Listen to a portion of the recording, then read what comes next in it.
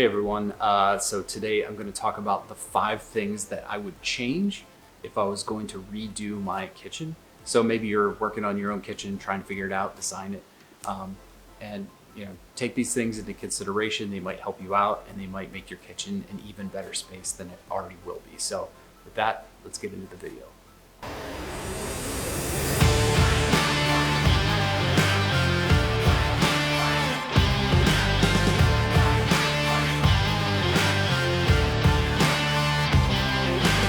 First thing I'm going to talk about that I wish we would have done differently is I wish we would have paid attention to the space between the pantry and the fridge, or the cabinets on either side of the fridge, and how much gap there was.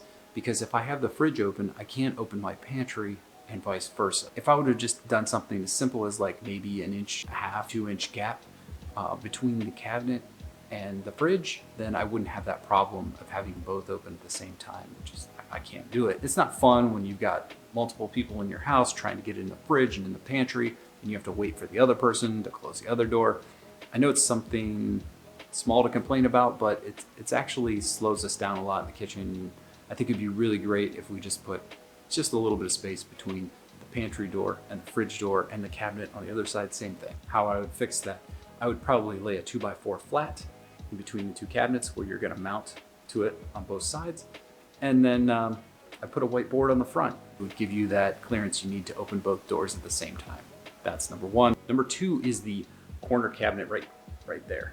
We decided to go with shelves because we thought we could utilize more of the space if we had the shelves. So they have a Lazy Susan, and it kind of takes up a lot of space and you kind of lose a lot of storage, but it's a little like the drawers. The drawers, you can't store as much, kind of, but it allows you to be more organized and reach things more easily. If we had that Lazy Susan, it's double shelved, we would have things on the bottom, things on the top. You pull it out and you can see everything. You don't have to climb in the cabinet.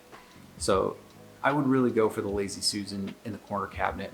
I know it's a little bit pricey, but I think that it would make our kitchen a much better space and more functional. So go with the Lazy Susan in the corner cabinet if you can. Number 3 is my own fault when I was installing the faucet for our kitchen sink. So I've done a lot of replacement of faucets over the years in different places that I've been at, and typically they have 3 holes, hot, cold, and where the water. But this was a fresh install and my faucet can actually just be one, go right up the center, but for some reason I wasn't thinking, I was tired, whatever, and I drilled 3 holes, and as soon as I did, I was like, wait, I don't need 3 holes.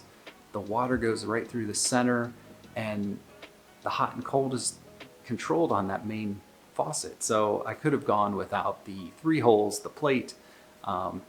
And so if I had to do it over again, I would just go ahead and drill 1 hole and install just that center piece and not the rest. So with that, there's a little bit something extra, and that is that I would love to have a faucet on the sink. My faucet is on the counter behind the sink, and that kind of causes a problem with water. It just kind of collects there and sits there, and you're like, well, keep it in the sink, right? I mean, I try, but the problem is, like every time you go to wash your hands, you turn it on, right? And you wash your hands and your hands are wet, and you turn it off and it drips. So we constantly have water back behind the sink. It would just be really nice if the water was on the sink, so that way it's easier to wipe off and it doesn't collect behind there, and we don't risk the possibility of the water getting into the countertop and making it swell and things. I know with our farm style sink, it wasn't an option. There's not enough room to put it there. But some of them have, like, some sinks have, the sink comes up and then you've got a nice layer that you can go ahead and attach your faucet to. And there might be a different solution. So like, we love our faucet because of the spray that it's got on it. It's got like this powerful spray. But maybe if we did a different faucet that was maybe like a touch sensitive one. I've seen some that, they turn on and off if you touch them. And then that keep us with our wet hands, they'd be inside the sink instead of outside the sink. I don't know if that'll work or not, but it's just something to think of. Watch how you install your faucet, where you install your faucet, and just think about how it'll be used, and if there's water around it, what's going to happen there. Number 5 is something that was my fault once again. So this time I installed my sink and I didn't take the time to make sure that it was 100% square. was tired. I was physically tired, mentally tired of taking the sink out and in to make sure the fit was right, and the fit still wasn't right. And if you look down lengthwise of the counter, you can see that the front of the sink, one side is about 1/4 of an inch sticking out further than the other side. Most people don't notice it.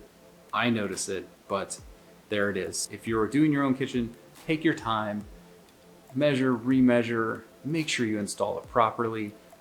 I would consider going back and doing it, but I'd have to redo all the plumbing underneath too. It's a nightmare. So just do it right the first time, take that extra 15, 20 minutes, pull it out again, and recut and make sure that it's square and where you want it to be. Number 5 is take your time, make sure you install things properly.